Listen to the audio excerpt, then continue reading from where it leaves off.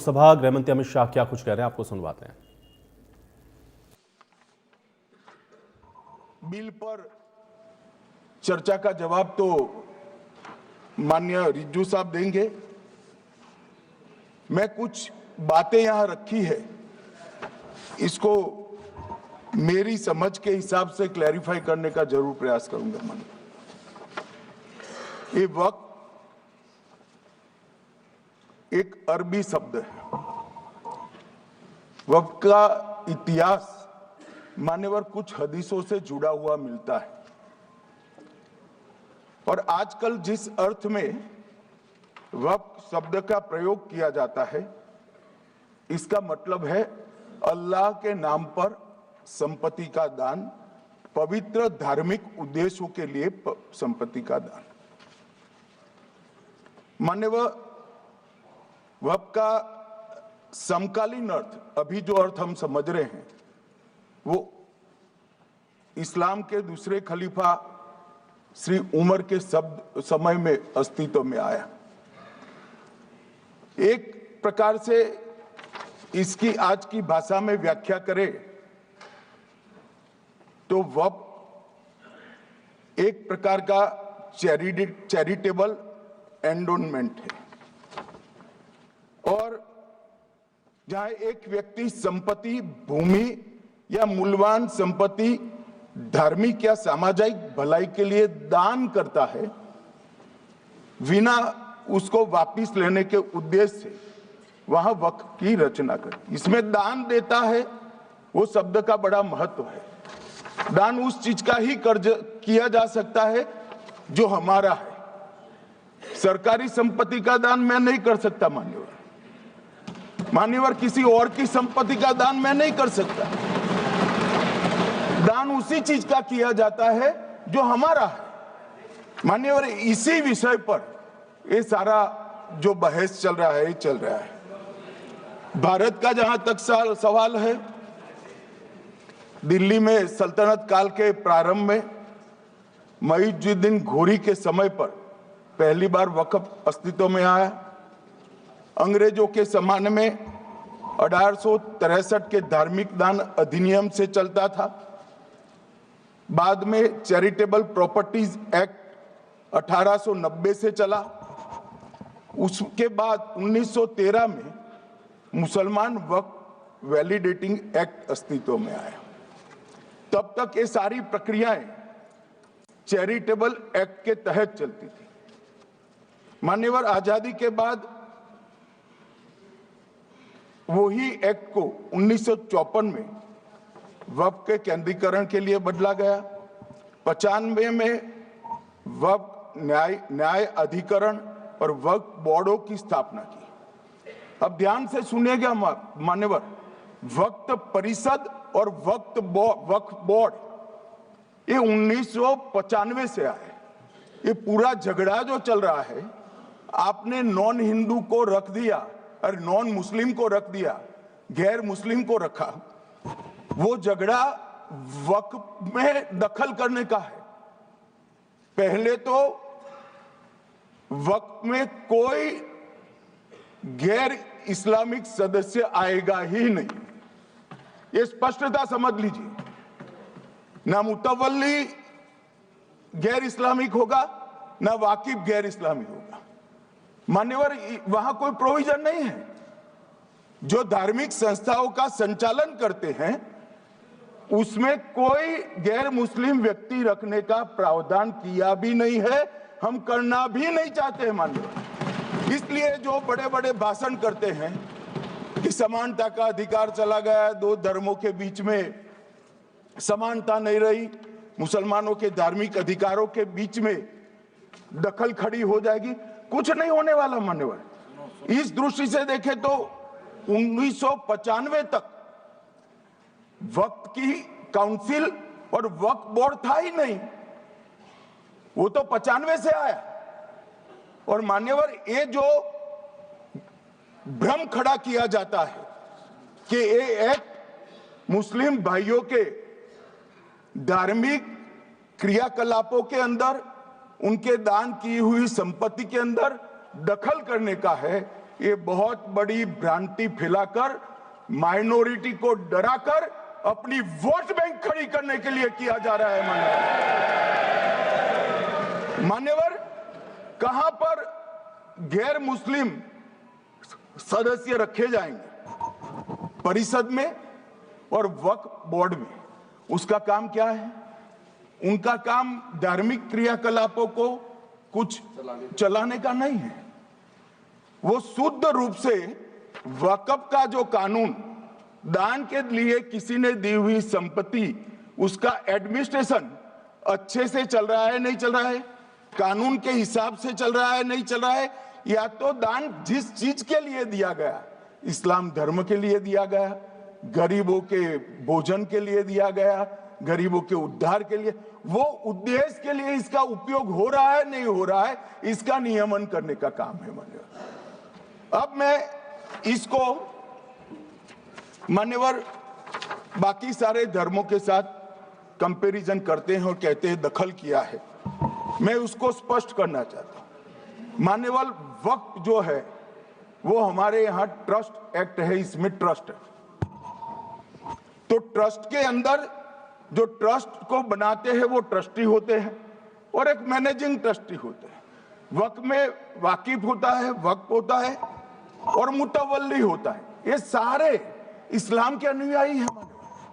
अरे भाई, आप कह रहे हो, हम तो कह रहे हैं क्योंकि इसका वक्फ शब्द ही इस्लाम से आया है, इसलिए हम कह रहे हैं कि वक्फ वो ही कर सकता है जो इस्लाम का अनुयायी हो।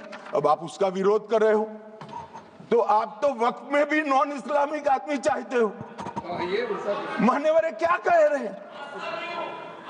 हम इसलिए कह रहे हैं कि वक्फ वो ही कर सकता है जो प्रैक्टिसिंग इस्लाम को प्रैक्टिस करता होगा, क्योंकि मान्यवर इसकी उत्पत्ति ही इस्लाम के सिद्धांतों से हुई। अब मान्यवर, वक्फ धार्मिक हुआ, वक्फ बोर्ड नहीं हुआ, वक्फ परिषद भी नहीं हुई। अरे सुनो भाई, मान्यवर, ट्रस्ट के अंदर ट्रस्टी जो होते हैं, जो चर्च होगा तो क्रिश्चियन होंगे, पारसी भी होंगे, पारसी के लिए वो ट्रस्ट होगा, तो हिंदू होगा तो वो हिंदू के लिए।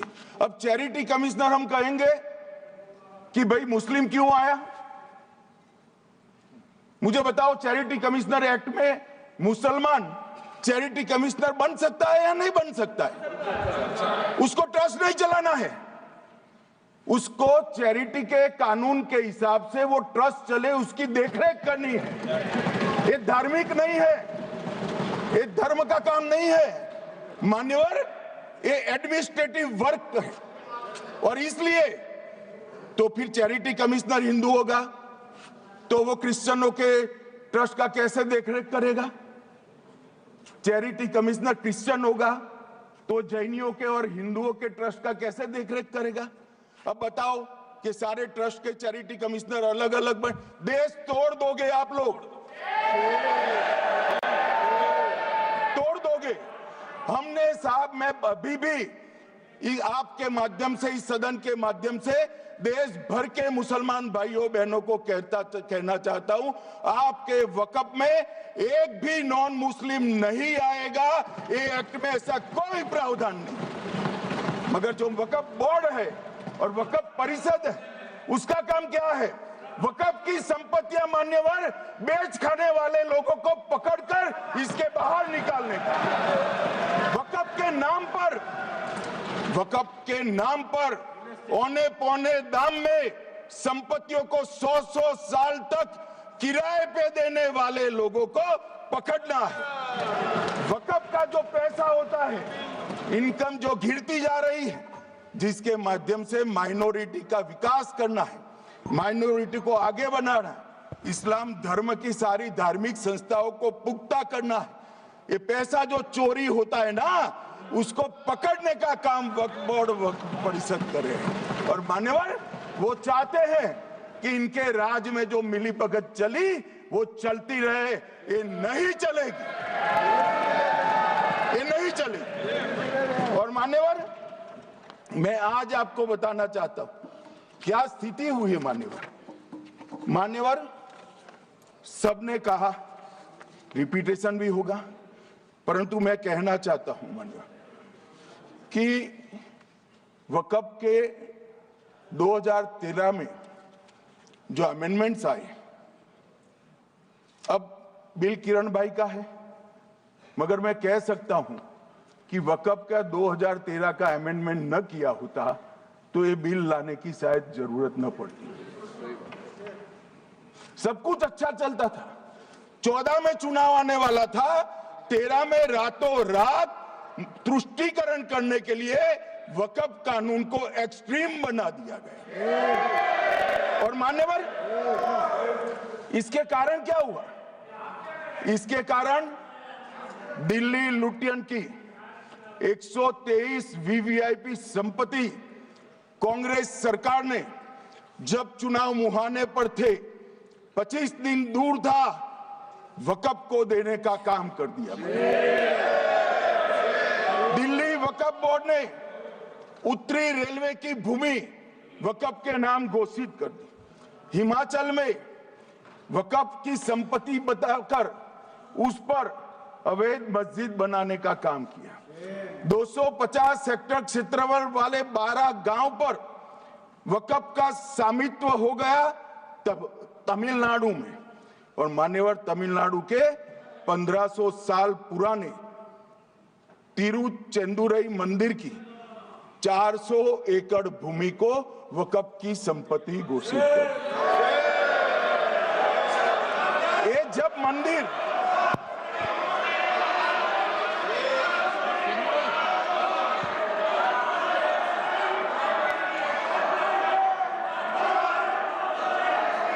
मौका मिले जब अपनी बात कह देना, प्लीज बैठिए।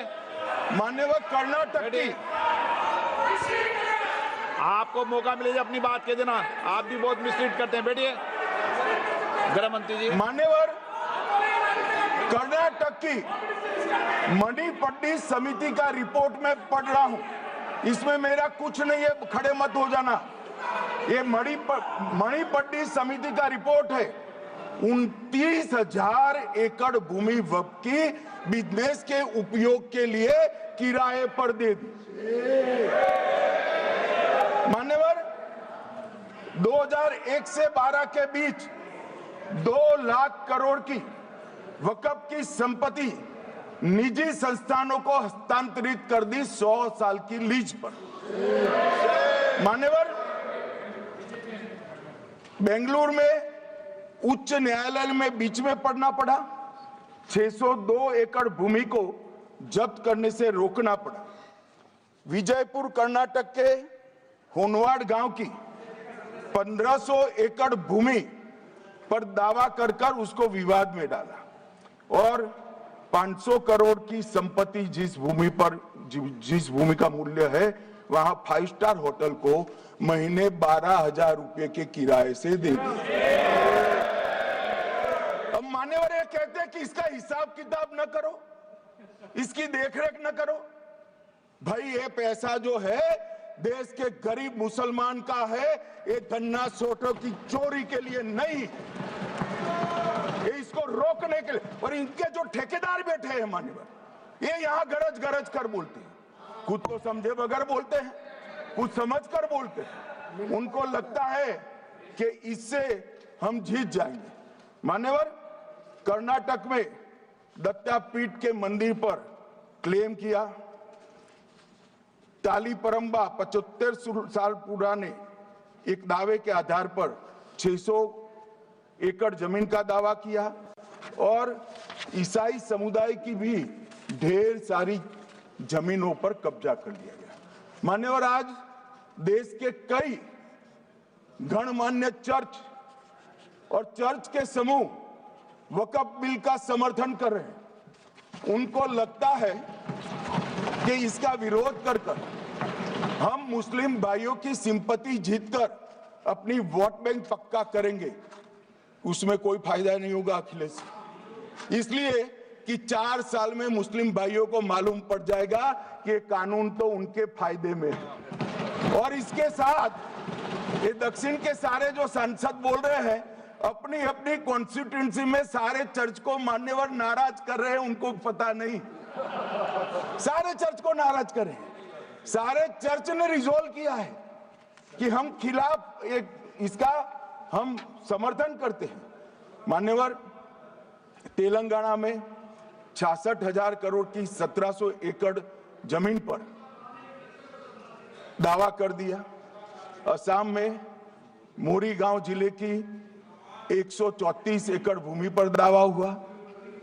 बिहार का मैं लालू जी के कोर्ट के साथ बाद में बताता हूं। गुरुद्वारा से संबंधित हरियाणा की 14 मरला भूमि को वक्फ को सौंप दिया। और मान्यवर, प्रयागराज में चंद्रशेखर आजाद पार्क को भी वक्फ घोषित किया। और मान्यवर, महाराष्ट्र के वडानगे गांव में महादेव की मंदिर पर दावा किया। और बीड में कंकलेश्वर मंदिर की 12 एकड़ जमीन वक्फ बोर्ड ने जबरन ले ली। मान्यवर, ये सब जब जो चल रहा है, इसमें आज भी मैं स्पष्ट करना चाहता हूं, वक्फ जो कि मुस्लिम भाइयों की धार्मिक क्रियाकलाप और उनके बनाए हुए दान से ट्रस्ट है, उसमें सरकार कोई दखल करना नहीं चाहती है। मुतवल्ली भी उनका होगा, वाकिफ भी उनका होगा, वक्फ भी उनका होगा। परंतु वक्फ की संपत्ति, इसका रख रखाव ठीक से हो रहा है नहीं। वक्फ का संचालन कानून के हिसाब से हो रहा है, निजी उपयोग के हिसाब से। सैकड़ों साल पहले किसी बादशाह ने दान किया, हमारी भाषा में कहो तो धर्मादा किया। रेलवे की जितनी जमीन है, जिसमें हजारों करोड़ लाखों करोड़ का रेलवे का कारोबार चलता है, इतनी भूमि वक्फ के पास है और इनकम 126 करोड़ है। मान्यवर कहते हैं कि इनकम का क्या उद्देश्य है?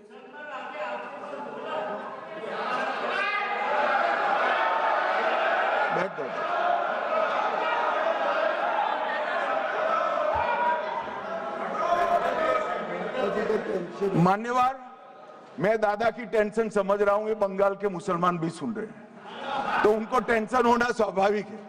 मान्यवर, लालू प्रसाद जी, आज आरजेडी के सारे सदस्य बोले, जब 2013 का अमेंडमेंट आया, मैं लालू जी का तो पूरा पढ़ना चाहता हूं, बाकी सदस्यों का सिर्फ टोकन पढ़ूंगा। लालू जी ने क्या कहा? मैडम, सरकार जो यह संशोधन विधेयक पेश किया है, सरकार की पहल का हम स्वागत करते हैं। शाहनवाज हुसैन जी और अन्य माननीय सदस्यों ने अपनी बातों को यहां रखा, मैं उसका समर्थन करता हूं। आप देखिए, सारी जमीनें हड़प ली गई है, चाहे सरकारी हो या गैर सरकारी।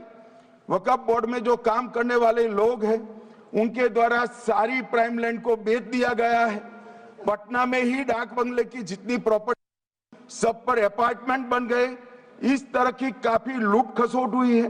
हम संशोधन विधेयक तो आपको अंत में लाए हैं, समर्थन करते हैं, लेकिन मैं चाहता हूं कि भविष्य में आप कड़ा कानून लाइए और ये जो चोरी करने वाले लोग हो, उनको जेल की सलाखों के पीछे डालिए।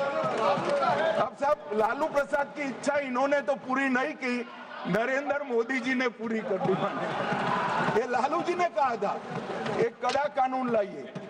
मान्यवर शरीफुद्दीन शरीफ, उन्होंने कहा, मंत्री जी समझते हैं कि शायद इससे मुसलमानों का वोट मिल जाएगा, लिहाजा मुसलमान लोगों ने भी खुद ही तबाही मचाई है, इसलिए मैं गुजारिश करूंगा कि इसके लिए आप सख्त कानून बनाइए, उनके हाथों में हथकड़ियां पहनाइए और जो उनके कब्जे किए हैं, वो जमीनों बेचकर गरीब और तलाकशुदा मुस्लिम बहनों का कल्याण करिए।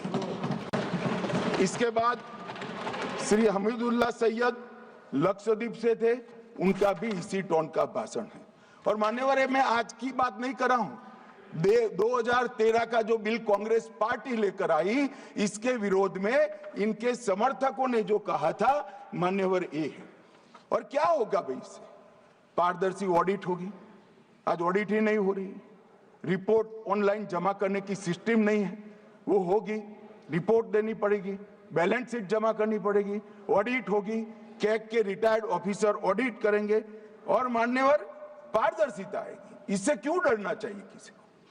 पारदर्शिता से क्यों?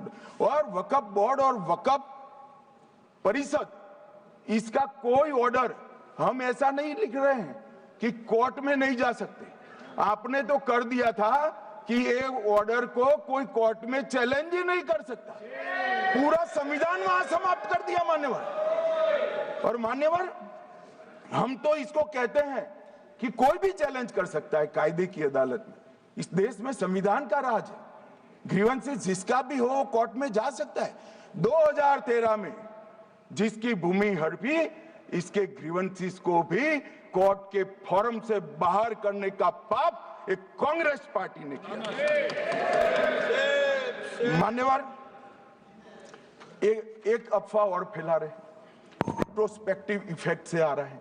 मैं स्पष्ट कर देना चाहता हूं, इस सदन में बोलने के वक्त जिम्मेदारी के साथ बोलना चाहिए। अगर ये कानून का पहला पेज और तीसरी तक धाराएं भी पड़ी होती तो इसमें स्पष्ट लिखा है, ये कानून का अमल जिस दिन पारित होने के बाद भारत सरकार नोटिफिकेशन बाहर निकालेगी उस दिन के बाद होगा। मतलब रिट्रोस्पेक्टिव इफेक्ट नहीं है, मगर मुस्लिम भाइयों को डराया जा रहा है कि रिट्रोस्पेक्टिव इफेक्ट से आएगा। मान्यवर, ये कह रहे कलेक्टर क्यों रखा है? मुझे एक बात बताओ भाई, जो बता सकते हैं। अगर किसी मंदिर के लिए जमीन खरीदनी है तो जमीन की मालिकी किसकी है वो हमारे देश में कौन तय करता है? सबको मालूम है, कलेक्टर करता है सर, रेवेन्यू ऑफिसर वही है। तो अगर वक्फ की भूमि जो वक्फ कर रहा है उसकी है या नहीं है, इसकी जांच कलेक्टर करे तो इसमें आपत्ति क्या है? वक्फ तो दान है भाई, और दान अपनी संपत्ति का किया जा सकता है, किसी और की संपत्ति का नहीं किया जा सकता। गांव में कोई बेचारा अमेरिका गया है 4 महीने पढ़ने के लिए, घूमने के लिए आता है तो कि वक्फ घोषित हो गया। कोई कारोबार करने के लिए दिल्ली आता है तो कि वक्फ घोषित हो गया। अरे ऐसा नहीं होता भाई, कलेक्टर को पूछना पड़ेगा सरकारी संपत्ति है या नहीं है, इसकी जांच करनी चाहिए या नहीं करनी चाहिए। ढेर सारे मंदिर बनते हैं, बने भी है, बनेंगे भी। ढेर सारे चर्च बने हैं, गुरुद्वारे बने हैं, सरकारी संपत्ति पर बन सकते हैं क्या? नहीं बन सकते मान्यवर। जहां वक्फ की घोषणा होती है वो भूमि सरकारी है या नहीं है वो सत्यापित करना ही चाहिए, और कलेक्टर के अलावे इसको कोई सत्यापित नहीं। मान्यवर, इन्होंने मैंने पहले भी बताया मान्यवर, कोर्ट को भी रास्ते से निकाल दिया। मैं बाद में बात करता हूं मान्यवर, ये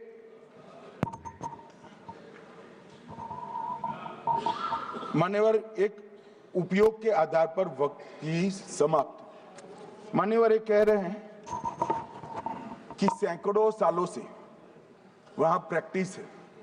अब वो तो वक्फ रजिस्टर हो गया, आपने घोषित कर दिया, वक्फ में रजिस्टर भी हो गया, अब इसका सवाल नहीं है। मगर सैकड़ों साल की प्रैक्टिस, मुगलों के समय की प्रैक्टिस आज घोषित की जा सकती है क्या? अगर वहां नमाज पढ़ रहे हैं तो लोग देखते होंगे, कब्रिस्तान होगा लोग देखते होंगे, दरगाह होगी तो लोग देखते होंगे, और घोषित भी हो चुका होगा, रजिस्टर भी हो चुका होगा। अब अगर आप वक्फ घोषित करना है तो उसको ऐसे नहीं कर सकते मान्यवर, अधिकृत करना चाहिए। मान्यवर, जो दूसरा सुधार लेकर आए किरण जी, वो ही है कि धारा 36 में वक्फ संपत्तियों को बिना किसी स्पष्ट प्रक्रिया से, मालिकी की प्रक्रिया से पंजीकृत नहीं किया जा सकता। मान्यवर, अपील का प्रावधान वर्तमान में अधिनियम में ट्रिब्यूनल के निर्णय के खिलाफ अपील करने का कोई प्रावधान नहीं है। ये दृष्टिभ्रम खड़ा कर रहे थे गोगाई जी कि हाईकोर्ट में जा सकते। हाईकोर्ट में सिविल सूट नहीं जा सकता, रीट के अधिकारों का उपयोग कर हाईकोर्ट में जा सकते हैं। सिविल सूट में ज्यादा प्रोटेक्शन मिलता है मूल मालिक को। आपने सिविल सूट को खत्म कर दिया था। रीट के जुडिक्शन बहुत सीमित है, हम सब जानते हैं। कि ये सीमित कर दिया गया था, आप भी जानते हो, मगर आपको वोट बैंक चाहिए। मान्यवर, ये हमारा स्पष्ट सिद्धांत है भारतीय जनता पार्टी की, मोदी सरकार का, कि वोट बैंक के लिए हम कोई कानून नहीं लाए। कानून न्याय के लिए होता है, कानून लोगों के कल्याण के लिए होता है। इन्होंने कहा कैसे कैसे कानून आए हैं, मैं बता देता हूं सब। अभी कांग्रेस के महासचिव और माननीय सदस्य कह रहे थे क्या कानून आ रहे हैं, सब किस प्रकार के कानून आ रहे हैं। मान्यवर, इसी सदन में नरेंद्र मोदी सरकार ही महिलाओं को 33% आरक्षण का कानून लाई। इसी सरकार में पिछड़ों को संवैधानिक अधिकार दिया गया। मान्यवर, इसी सरकार में बजट जो आए, इसमें गरीबों को गैस, शौचालय, पानी, 5 लाख तक का बीमा, 5 किलो अनाज, बिजली और घर दिए गए। मान्यवर, और कन्वर्जन कानून की बात करते थे और हंसते हंसते कहते थे कर्नाटक सरकार कन्वर्जन कानून लेकर आई है। सबसे पहला कन्वर्जन कानून उड़ीसा और मध्य प्रदेश में कांग्रेस सरकार लेकर आई है, मगर उस वक्त कांग्रेस सरकार तुष्टीकरण की नीति पर नहीं चलती थी, महात्मा गांधी के सिद्धांतों पर चलती थी। मध्य प्रदेश और उड़ीसा में सबसे पहला कन्वर्जन के खिलाफ कानून कोई लाए तो कांग्रेस पार्टी लाई, और मुझे गर्व है मेरी पार्टी की सरकारें कन्वर्जन पर कानून लाती। मान्यवर, सबको अपना धर्म का अनुसरण करने का अधिकार है, कोई शौक से करे, मगर लोभ, लालच, भय, इससे धर्म परिवर्तन नहीं कराया जा सकता। किसी गरीब के पास खाना नहीं है, खाना देकर उसका धर्म बदला दोगे? कोई थोड़ा कम पढ़ा लिखा व्यक्ति है, उसका धर्म बदला दोगे? ऐसे नहीं होगा मान्यवर। और आपने भी किए हैं कानून, आप नए नए आए हो, आपको मालूम नहीं है मान्यवर, इनको मालूम नहीं, अभी अभी आए हैं 5 साल से। ये कांग्रेस पार्टी ने कानून किए थे मान्यवर। अपील का प्रावधान भी हमने आगे बढ़ाया, और गैर मुसलमानों के द्वारा दान की गई संपत्तियों पर, गैर मुसलमानों की दान की संपत्तियों पर वक्फ अधिनियम को हमने लगने से मना कर दिया। मानो उनके लिए चैरिटी कमिश्नर का कायदा है। ये प्रैक्टिसिंग इस्लाम, जो इस्लाम की प्रैक्टिस करते हैं, इसीलिए मान्यवर हमने ओवरराइडिंग इफेक्ट को भी समाप्त कर दिया।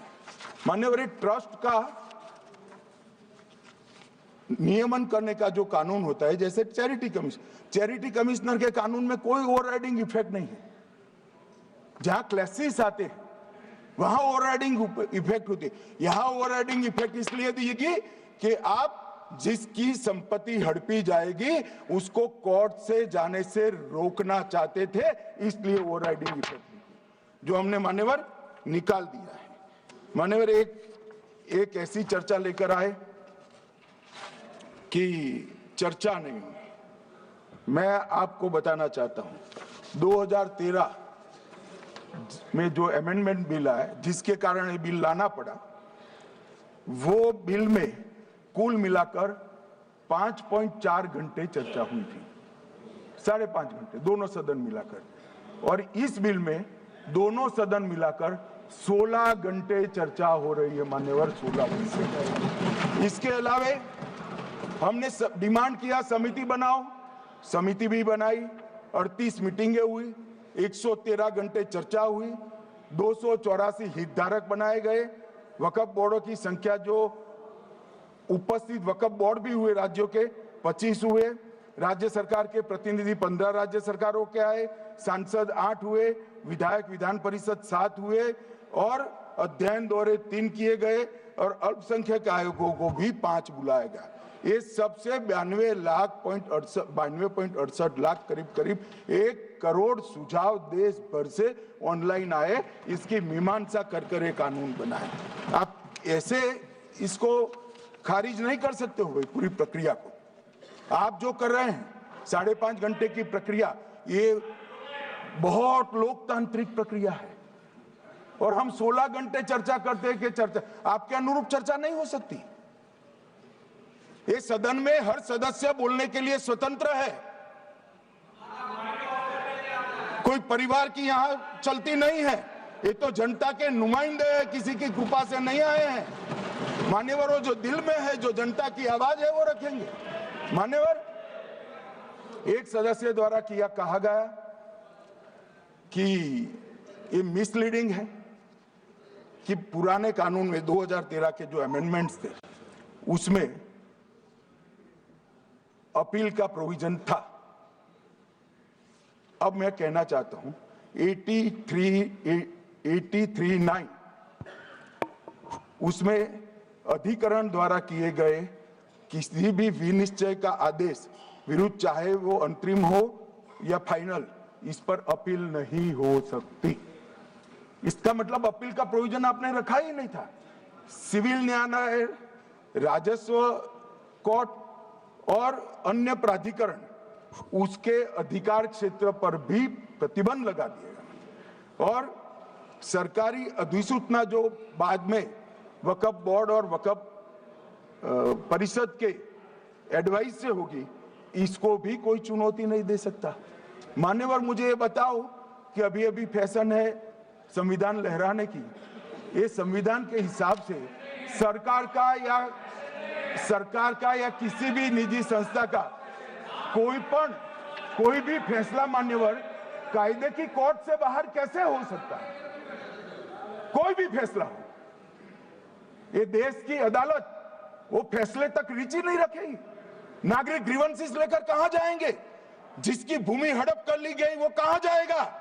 ऐसा नहीं चलेगा। आपकी वोट बैंक के लिए आपने किया था, हम खारिज कर रहे हैं, हम खारिज कर रहे हैं। ऐसा नहीं चलेगा। अदालत में जाइए, जिसको ग्रीवेंसेस है इधर और साइड से, और अदालत न्याय करेगी। न्याय के लिए तो अदालतें बनी हैं। और मान्यवर, यहां एक सदस्य ने तो कह दिया माइनॉरिटी इस कानून को स्वीकार नहीं करेगी। क्या धमकाना चाहते हो भाई? संसद का कानून है, सबको स्वीकार करना पड़ेगा। स्वीकार नहीं करेंगे मतलब क्या है?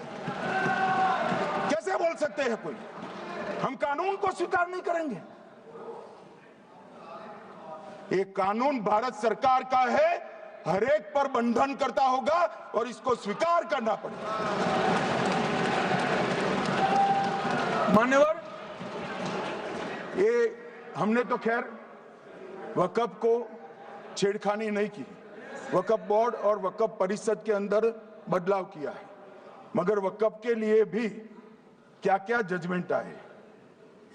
सैयद फजल पुकोया थंगल बनाम भारत संघ 10/11/28 को केरल उच्च न्यायालय ने उन्होंने कहा वक्फ बोर्ड एक स्टैट्यूटरी बॉडी है, यह मुस्लिम समुदाय का प्रतिनिधि निकाय नहीं है। इसका फंक्शनिंग मान्यवर एडमिनिस्ट्रेटिव है। धार्मिक क्रियाकलापों को तो वक्फ ने करना है, चाहे कब्रिस्तान हो, चाहे दरगाह हो, चाहे मस्जिद हो, चाहे चैरिटी का काम, वो वक्फ बोर्ड को नहीं करना है भाई। ये केरल हाईकोर्ट ने किया। इलाहाबाद हाईकोर्ट ने भी, उसने तो मुतवल्ली तक भी कहा है। अगर हम मुतवल्ली तो जो धर्म का है वही रखेंगे।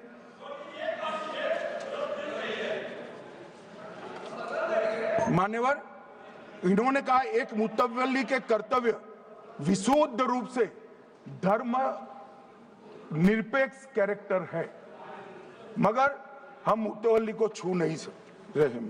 मान्यवर ये कह रहे थे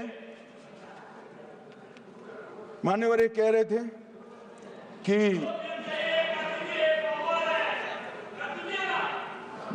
मान्यवर ये कह रहे थे कि कोई गड़बड़ियां नहीं हुई। मान्यवर,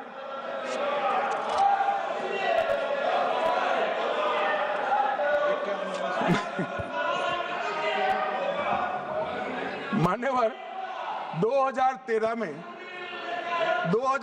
में अन्यायी कानून आया। भाई करने, थोड़ा शांत हो जाइए। ये 26 के कारण डरे हुए हैं और कुछ कारण नहीं। चुनाव जो है ना अक्टूबर में 25 में जो चुनाव है इसके कारण डरे। मान्यवर भाई बैठ जाओ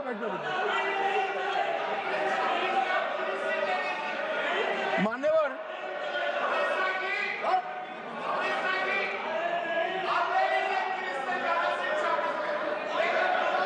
बैठ जाओ।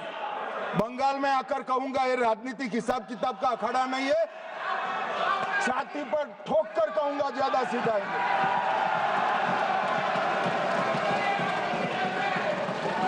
मान्यवर 2013 के, अरे बैठ जाओ वकील साहब बैठ जाइए। मान्यवर 2013 में जे वो भी रिपीट होने वाले हैं। मान्यवर 2013 में बैठ जाओ। मान्यवर 1913 से लेकर 2013 तक 1913 से 2013 तक वक्फ बोर्ड का कुल एकड़ में भूमि सब वक्फ का मिलाकर 18 लाख एकड़ था। मेरी विनंती है सभी सदस्य इसको ध्यान से सुनिए। 1913 से 2013 तक 18 लाख एकड़ और 13 से 25 तक एक कानून बनने का परिणाम क्या आया और नई 21 लाख एकड़ भूमि बढ़ गई। अब मान्यवर 39 लाख एकड़ जो भूमि है उसमें 21 लाख एकड़ 13 के बाद है। अब ये कह रहे हैं कि इसका दुरुपयोग नहीं हो रहा है मान्यवर। और लीज पर दी गई संपत्तियां 20,000 थी और 25 में रिकॉर्ड के हिसाब से, हो सकता है गलत भी हो सकता है, रिकॉर्ड्स के हिसाब से शून्य हो गई। तो मान्यवर संपत्तियां कहां गई? मान्यवर बेच दी गई। किसकी संपत्ति से, किसकी परमिशन से बेचा? मान्यवर मैंने पहले ही कह दिया कि केरल और देश भर के Catholic bishop council, Catholic bishop conference of India, Catholic Congress Kerala, भारतीय कैथोलिक धर्मगुरुओं की महासभा, केरल चर्चों की संयुक्त परिषद, कैथोलिक कांग्रेस केरला, ये सब ने इस बिल का समर्थन करा है और कहा है अन्यायी 2013 का सुधार। हम अकेले नहीं कह रहे मान्यवर। और मान्यवर इसी एक्ट में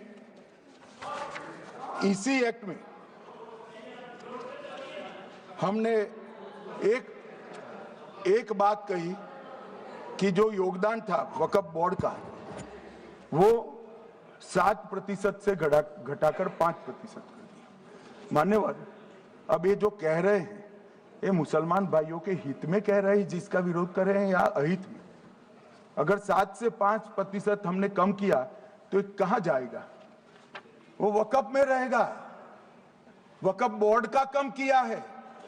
जो मस्जिद चल रही है उसको हमने 2% बढ़ाया है। ये उल्टा समझ रहे हैं मान्यवर। ये बिल जमीनों की सुरक्षा प्रदान करेगी मान्यवर। किसी की जमीन अब घोषणा मात्र से वक्फ नहीं बनेगी, उसको प्रोटेक्शन मान्यवर। पुरातत्व विभाग और एएसआई की जमीन को हम सुरक्षा देंगे। आदिवासी भाइयों की शेड्यूल 5 और शेड्यूल 6 की जो जमीन है वो सुरक्षित हो जाएगी। निजी संपत्ति जो आम नागरिकों की है वो भी सुरक्षित हो जाएगी। और वक्फ करने के लिए स्वामित्व को दान तो साहब अपनी संपत्ति का ही कर सकते हैं, गांव की संपत्ति का दान नहीं कर सकते। तो वक्फ निजी संपत्ति से ही स्वामित्व के बगैर नहीं हो पाएगा। इसमें पारदर्शिता लाने के लिए सूचना की प्रक्रिया को दाखिल किया गया है। वक्फ बोर्ड की वक्फ की जो संपत्ति घोषित करने की अधिकार थे उसको समाप्त कर दिए, कलेक्टर से सर्टिफाइड कराना पड़ेगा और नए वक्फ पारदर्शी तरीके से पंजीकृत भी करने पड़ेंगे। रजिस्ट्रेशन के बगैर कोई संस्था नहीं चल सकती। और मुस्लिम ट्रस्ट अब तक के जो है उसको हमने इस जो माफ करना, कई सारे ऐसे मुसलमान भाई हैं जो वक्फ के कानून को अंदर दायरे में आना नहीं चाहते। मुझे मिले थे वोरा समाज वाले, वोरा समाज है, अहमदिया है, कई सारे ऐसे समुदाय हैं, सिया भी है, पसमंदाओं के भी कुछ ट्रस्ट हैं। वो सभी को मैं एक आनंद का समाचार देना चाहता हूं, अब मुसलमान भी ट्रस्ट एक्ट के अंदर अपना ट्रस्ट रजिस्टर करा सकता है। इसके लिए कंपलसरी नहीं है कि वो वक्फ के कानून में भी जाए, चैरिटी कमिश्नर एक्ट के तहत वो करने वाला है। मान्यवर, भूमि के रिकॉर्ड का कार्यालय होगा, समाचार पत्र और क्षेत्रीय भाषाओं में इसकी एडवर्टाइज दी जाएगी। ढेर सारे प्रावधान मान्यवर इसके अंदर किए हैं। महिला, सिया, पसमंदा, वोरा, अहमदिया, उनका हमने समावेश किया ही है। और उन्होंने कहा, मैं सुन रहा था, मान्यवर एक फैशन हो गई, राम जन्मभूमि का मंदिर बनाने की बात आई तो इस देश के अंदर खून की नदियां बह जाएगी, मुसलमान रोड पर आ जाएगा, मुसलमानों का ये हो जाएगा, वो जहां ट्रिपल तलाक, फिर से डर, सीए आया कि मुसलमानों की नागरिकता चली जाएगी। जिन जिन ने भाषण किया है, एक मुसलमान की नागरिकता गई है तो बता दो। मुसलमान भी जानता है। और मैं तो आपके माध्यम से देश के मुसलमानों को अपील करना चाहता हूं, मान्यवर, मैंने बहुत झेला है। ये कहते थे कि सीए कानून मुसलमानों की नागरिकता लेने 2 साल हो गए, एक भी मुसलमान की नागरिकता गई है तो सदन के पटल पर रखी। कितना झूठ फैलाया इन्होंने। मान्यवर, धारा 370 हटाई, ये कह रहे थे मुसलमानों का ये हो जाएगा, वो हो जाएगा, फिर से उमर अब्दुल्ला जीत कर आज शासन करे। आतंकवाद समाप्त हो गया, विकास शुरू हो गया, पर्यटन बढ़ गया। मान्यवर, एक कांग्रेस पार्टी और उसके साथियों ने मुसलमान भाइयों को डरा डरा कर अपनी वोट बैंक खड़ी करने का काम किया। हम नहीं डरा रहे मुसलमानों को, आप डरा रहे हो भाई। आप कह रहे हो ये हो जाएगा। मैं कहता हूं इस देश के नागरिक को किसी भी धर्म का हो कोई आंच नहीं आएगी। मान्यवर, ये नरेंद्र मोदी सरकार का सरकार। मान्यवर,